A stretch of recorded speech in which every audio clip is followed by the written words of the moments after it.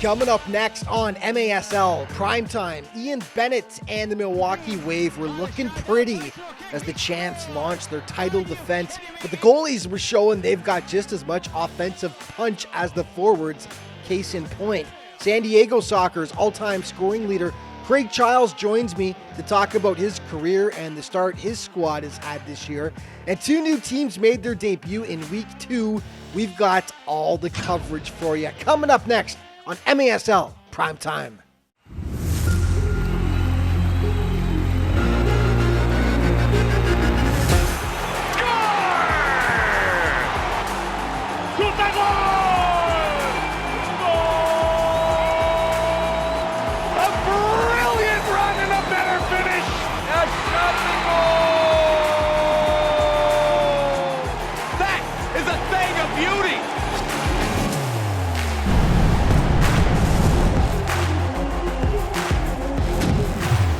This is MASL Primetime. Welcome back, everybody. I'm Alex Bastiavansky, and there was a ton of excitement last weekend in the Major Arena Soccer League as two new teams made their debut on the schedule. Now, one hails from the great state of Texas, the other from a much more northern climate, and let's start with that team today. The Rochester Lancers, who really had a baptism by fire last Friday in their MASL debut as they faced powerful in-state rivals Utica City. Now, call it the I-90 Derby, call it the Battle of New York. These two cities are just 2 hours down the road from each other and should have an intense rivalry for years to come.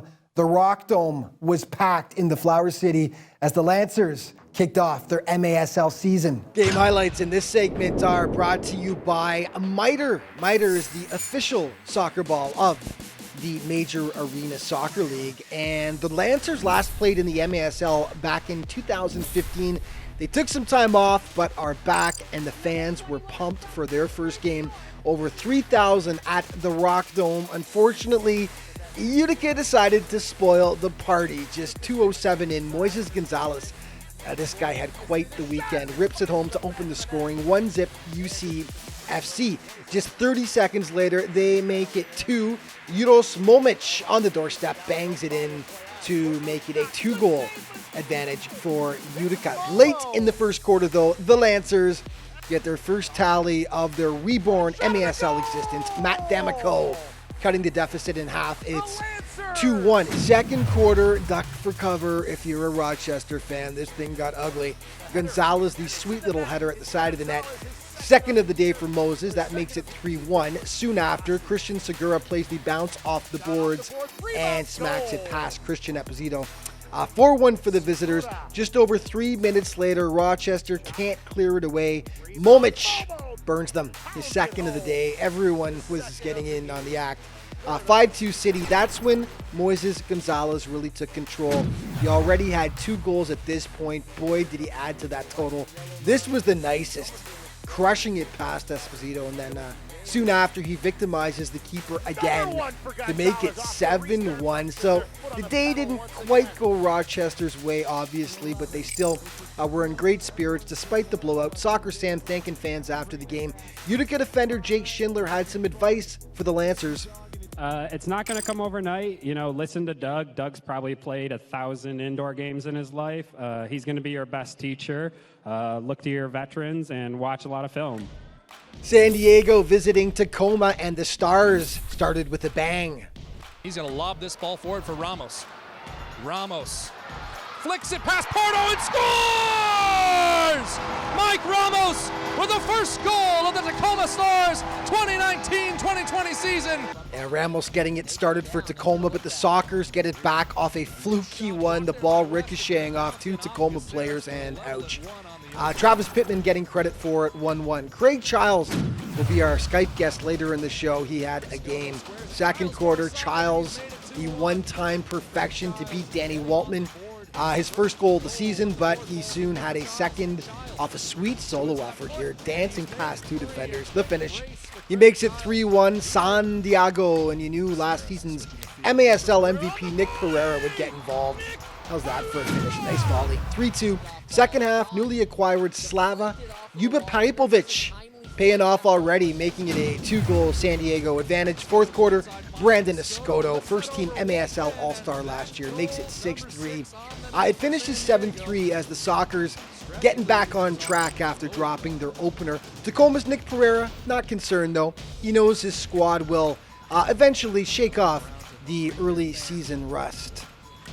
The reality is it's the first game of a very long season, and every team in this league is struggling in their first games. So it's just about getting back on the field, getting ourselves confident, and going after it again. Okay, let's take a look at the MASL points leaders through 2 weeks of play, and Edgar Gonzalez continues to lead the way from the Monterey Flash, followed by Kristen Segura, Miguel Vaca, who had a tremendous week too, Brian Aguilar, Adrian Gutierrez of Utica City, and Damian Garcia rounding out your MASL top scorers after 2 weeks.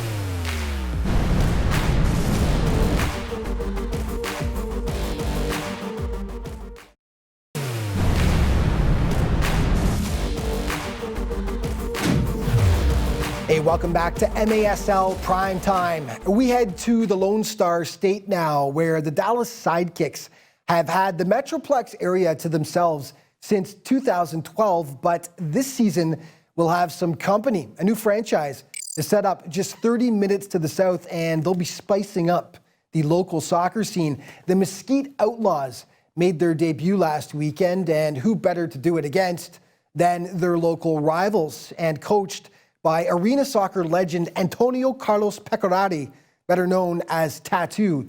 The Outlaws sent a message loud and clear to the rest of the league that they'll be a competitive force right off the bat. The Battle of the Lone Star State, another good crowd, nearly 3,500 on hand to see the Outlaws make their MASL debut. A great atmosphere at Mesquite Arena as their coach, Tattoo, was going up against his old team, the Sidekicks, but Dallas draws first blood. Just a $1.25 in. Cameron Brown right on the doorstep puts home the rebound. 1-zip Sidekicks, but Mesquite can always say their first goal in franchise history was a beauty. Jorge De Leon packing some TNT in that right boot. Beautiful. 8 minutes later, it's De Leon again. Another free kick. This one, though, deflected up, over, and in. Not as pretty, but 2-1 for the expansion side. Second quarter, they continue to press. Jamie Lovegrove, the Love Machine, taps it in from in close. Outlaws up 3-1. The bounces were going Mesquite's way as well. Sean David taps in another deflection right on the doorstep. That made it 4-1 for the Outlaws. A successful debut for sure, as they take the Dallas Derby by a 7-5 count over their Texas rivals. The KC Comets hosting the St. Louis Ambush in KC's season debut. All Comets early on, too many chances from in close here. And finally, Matt Lewis tickles the twine to make it 1-zip for KC, and the 4,500 on hand were loving it. Late in the quarter, John Sosa with the free kick decides to have at it himself. Smart move. Tucks it right under the bar. Beauty. 2-0 Comets. Second quarter, they extend their lead. Kyle Williams with the nifty header to Ray Lee. KC looking like a world beater early on as they jump out to the 3-0 lead. Second half of play, KC up 5-1 at this point. Tony Walls squeezes it in short side on Stephen Hammerski to make it a 3-goal deficit. And then in the fourth quarter, they make a game of it. Beautiful pass off the boards from Diego Bobadilla. Douglas Dos Santos bumps it home to draw the ambush within 2 goals with lots of time left. In it goes. 4 minutes later, though, Paulo Nascimento makes a massive stop here, but it ends up at the feet of Leo Gibson, and Leo doesn't miss those. MASL third-team All-Star last season was Leo, and he is an absolute sniper from in close. But the goal of the week belongs to the keeper, Nascimento. Are you kidding me? From another area code. That pulls St. Lou to within 2, but that's as close as they'd get. And after the game, Leo Gibson had a message for the big opening night crowd. Just want to say thank you. The stadium looked great. The attendance was fantastic. We hope our performance was welcoming, and we look forward to seeing it for the rest of the season. Well, the Dallas Sidekicks may have been wishing there was a mercy rule in place last weekend in Monterey to take on the Flash. The calm before the storm.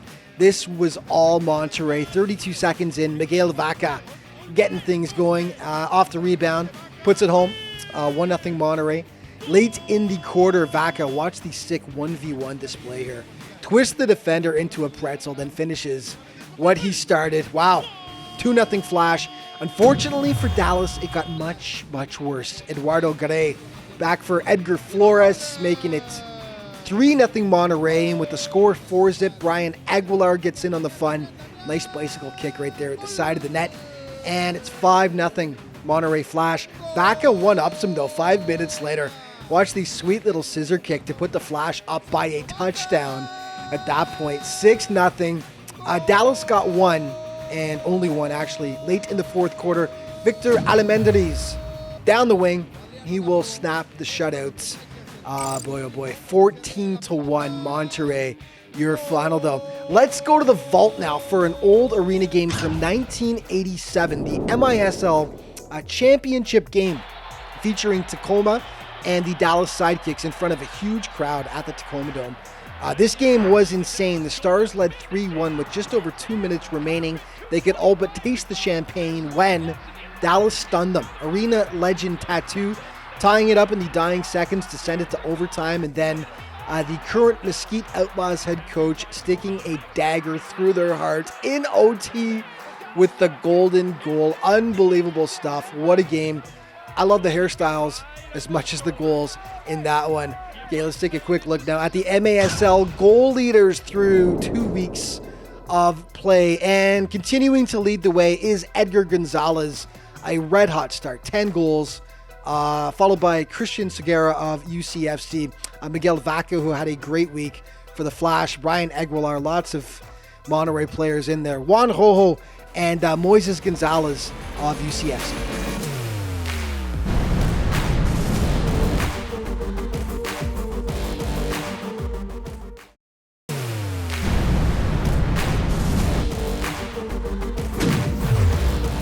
Hey, welcome back to MASL Primetime. One of the most successful organizations in the history of arena soccer is San Diego. And over its history, the Sockers have won a mind-boggling 14 championship titles, and they look to be right in the thick of the battle once again this season. Joining me now to talk about the team is Sockers forward Craig Childs, live from San Diego via Skype. Craig, thanks for taking the time today. Appreciate it. No problem. Thank you guys for having me, and I'm excited to jump on. And we got to get him out of here soon because he's off to train with the boys. So we'll get right into it. Before we take a look at this season, though, let's take a look back at last year. You guys, I think you had an incredible season. You lost just one regular season game. You went on a 23-match win streak at one point that unfortunately was snapped at the worst possible time in the playoff semifinals against Monterey. But, just give us your thoughts on your team's play last year. Yeah, honestly, when you look back on it, we had a great year. You know, it was bittersweet and it hurt us in that last game, and it's hard to still talk about. But on and off the field, you know, the organization had a lot of success. We won a lot of games, and we won a lot of really close games at the end. And we had the little Landon Donovan push with ticket sales and marketing. And all in all, you know, it was a super positive year for the organization. We're disappointed we didn't, you know, achieve our goal at the end of the year. But, you know, that's how indoor soccer works. And we're back at it again for another season. And through 2 weeks, you're 1-1. You picked up your first win against longtime rivals Tacoma in your second game. Dropped your opener against the Cal Express, though, at home, which I think shocked a lot of people. But let's just talk about what some of the positives are you've seen so far from the team and what the squad needs to work on. Yeah, honestly, you know, we still have a very talented team. We're returning most of our players. You know, we added a couple very, very good players like Slav and Arriaga and Diego, a backup goalie for Boris. And, you know, it's the same system. It's like, hey, guys, you know, we've added a few players. We still got the core group. And it's really about our mentality and showing up correctly and taking each game seriously. And I think we didn't take Turlock serious enough, and it was a learning experience and a wake-up call for us, and it woke us up, and we took Tacoma very seriously, and I think we put on a pretty good performance that night. You definitely did, yeah. Midfielder Brandon Escoto is coming off a monster 55-point season that saw him named as a first-team MASL All-Star. He's off to another great start this year. Talk about Brandon and what makes him such a special player for you guys. You know, honestly, Brandon is a true talent.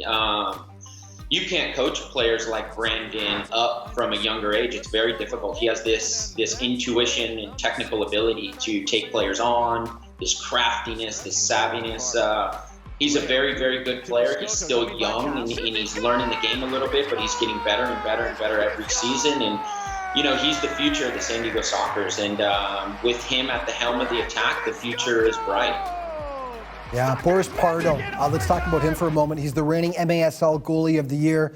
Last season I was looking at your schedule, you had a ton of one-goal victories that Boris obviously was a huge factor in. He's your rock between the posts back there. How much does that help you guys psychologically knowing he's back there for you? Yeah, for sure. Having Boris in between the sticks is a big vote of confidence, and we know, that he's going to be that anchor in the back that's going to bail us out a couple times a game, and that's going to help us start the attack building out of the back. Not only is Boris a fantastic shot blocker and goalkeeper, but his feet are great. He plays in our practice at target forward sometimes, and honestly, his ability to help us play out of the back and break down pressure is just as important as his ability to make those critical saves here and there. And I think Boris against Tacoma was outstanding, and he's building off of the great year that he had the year previous. Yeah, I saw some of the saves against Tacoma, real sharp stuff. Before we go, I should point out you had a huge year last season. You finished second in team scoring. You're actually first this year on the squad. I wanted to ask you, you're a San Diego boy, born and raised, the all-time leading scorer for the Sockers. What's it like to lead your hometown team and an organization really that's just got such storied history? You know what? It's surreal. And it's something maybe I'll look back on 20 or 30 years and have a better grasp or understanding of how this all came together. Honestly, I was a little kid here that enjoyed soccer, and I loved outdoor and indoor. And then I look back on my career, and it's hard to pinpoint exactly how it all unraveled the way it did. I enjoy playing here. I enjoy the coaching staff and in the organization, and I'm having fun. And I've been fortunate enough in my career to not pick up any major injuries and to play with very, very good players. And I'm excited to be out here rolling the dice again for another championship with a very good group of guys. And I'm extremely happy with the San Diego Sockers and the direction of the club. Well, you guys are a lot of fun to watch, and I love seeing your home games because you've got some of the best crowd support in the league. It's a lot of fun. You got to get to training. I don't want you to get yelled at by the coach, so get out of here. But thank you so much for joining us, and cool. We'll talk to you next time. Thanks so much. Thank you guys for having me. Okay, more MASL Primetime coming up. Here's Child. He scores! King Golasso! Greg Childs!